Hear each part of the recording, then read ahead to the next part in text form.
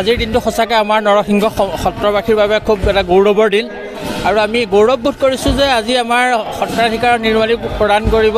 আৰু সেই প্ৰদান কৰিব আদিয়ালিঙি সত্ৰাধিকাৰ তেখেত গুৱাহাটী নিবাসী তেখেত আহি বৰ্তমান আমাৰ ইয়াত আছে আহি গতিকে আমি সেই তেখেতক আমি সত্ৰখনলৈ আদৰণি জনাইছোঁ আৰু আমাৰ সত্ৰখনি সত্ৰাধিকাৰ নিৰ্মালী গ্ৰহণৰ পিছত আমি আমাৰ সত্ৰখনে নতুন প্ৰাণ পাব বুলি আমি বিশ্বাস কৰিছোঁ গতিকে কলীয়াগোসাঁইৰ ওচৰত আমি সেইটোকে প্ৰাৰ্থনা জনাইছোঁ এই সত্ৰখন স্বৰ্গদেউ প্ৰমত্ত সিংহৰ পৃষ্ঠপোষকতাত সত্ৰখন প্ৰতিষ্ঠা হৈছিল আজি আমাৰ এই সত্ৰখনে 280 বছৰীয়া ঐতিহ্য সুঁৱৰি প্ৰতিষ্ঠা দিৱস আমি পালন কৰিবলৈ ওলাইছোঁ এই প্ৰতিষ্ঠা দিৱসটো আমাৰ 4 দিনৰ কাৰ্যসূচীৰে আৰম্ভ হৈছে আজি তাৰে প্ৰথম দিন আপোনালোকে নিশ্চয় দেখিছে আমাৰ সত্ৰ যিভাগী মণিকূট সেই মণিকূটভাগী ভগ্নপ্ৰায় অৱস্থাত আছিলে মাজুলী শ্ৰদ্ধাৰ বিধায়ক মহোদয়ৰ পুঁজিৰে লগতে আমাৰ শিষ্য প্ৰশিষ্য দিয়া দান বৰঙণিৰে আমাৰ সত্ৰ এই মণিকূটভাগী আজি নৱনিৰ্মিতভাৱে নিৰ্মাণ কৰা হৈছে আৰু তাৰ লগে লগে এই মণিকূটভাগী আজি শুভ উন্মোচন কৰা হৈছে সত্ৰাধিকাৰ শ্ৰীযুত দত্তদেৱ গোস্বামীদেৱে আজি মণিকূটভাগী শুভ উন্মোচন কৰিলে আৰু ইয়াত মণিকূটভাগীতে নতুনকৈ আমাৰ ৰং তুলিকাই জিলিকাই তোলা আসনখনি প্ৰতিষ্ঠা কৰা হৈছে বৰ আসন সেইখন প্ৰতিষ্ঠা কৰা হৈছে আৰু আমাৰ সত্ৰৰ মূল বিজ্ঞ শ্ৰী শ্ৰী কলীয়াগোসাঁই আজি স্নান আৰু স্থাপনেৰে আজিৰ দিনৰ কাৰ্যসূচীসমূহ বৰ্তমান চলি আছে ইয়াৰ পাছতে এয়া খোল প্ৰসংগ হৈ গৈছে আৰু এতিয়া নাম প্ৰসংগ আৰম্ভ হৈছে আজিৰ দিনৰ কাৰ্যসূচী ইমানেই ইয়াৰ লগে লগে আমাৰ কালিলৈ দিনটোত সত্ৰত মহাপাল নামৰ আয়োজন কৰা হৈছে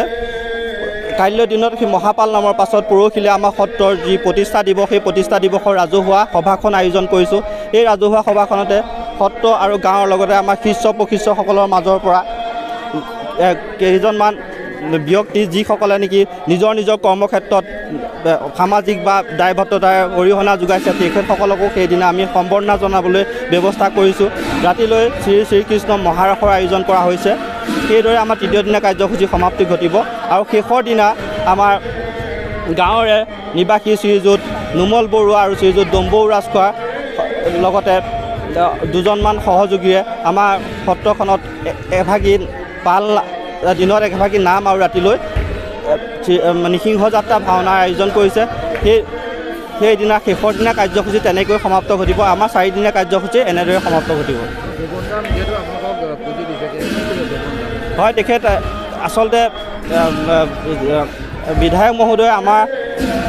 যিটো ভগ্নপ্ৰায় অৱস্থাত নাম মণিকূটটো এদিন সৰজমিন কৰি আহিছিলে তেখেতে আমাৰ মণিকূটভাগীৰ বাবে যি 5 লাখ টকাৰ এটা শকত বৰঙণি আগবঢ়ালে আমি তেখেতক এই আপাহতে নৰসিংহ সত্ৰবাসী হৈ কৃতজ্ঞতা জ্ঞাপন কৰিছোঁ তেখেতৰ ভৱিষ্যত জীৱন উজ্জ্বল হওক ৰাজনৈতিক জীৱনত আমি শুভেচ্ছা জনাইছোঁ তেখেত ভৱিষ্যতৰ দিনতো কাম কৰি যাওক হয় এই আপাহতে আমাৰ শ্ৰদ্ধাৰ মুখ্যমন্ত্ৰী হিমন্ত বিশ্ব শৰ্মাদেৱক আমি সত্ৰবাসী হৈ আহ্বান জনাইছোঁ সত্ৰত এতিয়াও বহুতো অভাৱ আছে সেই অভাৱসমূহ যাতে তেখেতে সৰজমিন তদন্ত কৰি হ'লেও এটা অভাৱখিনি পূৰ্ণ কৰে আমাৰ সত্ৰটো এতিয়া বৰ্তমান দেখিছে নামঘৰটিও অৱস্থা ইমান এটা উন্নত নহয় নামঘৰটি আমাৰ পৌৰাণিক অৱস্থাতে আছে নামঘৰটি অকণমান মেৰামতিও থল আছে নামঘৰটি অকণমান মেৰামতি কৰি দিবলৈও আমাৰ পুঁজিৰ অভাৱ গতিকে তেখেতক আমি এই আপাহতে আহ্বান জনাইছোঁ বিধায়ক মহোদয়ৰ জৰিয়তে তেখেতে যাতে আমাৰ সত্ৰলৈ অকণমান চকু দি সত্ৰখনি আৰু অসমৰ বাকী সত্ৰসমূহৰ সৈতে ফেৰ মাৰিব পৰাকৈ